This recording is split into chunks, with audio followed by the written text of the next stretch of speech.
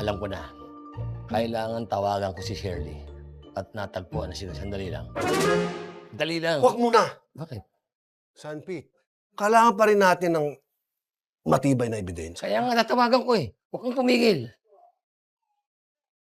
Hello? Yes. Shirley? It's you? Yes, Shirley. May tatanong lamang ako. Si Richie ba nandiyan sa bahay niyo?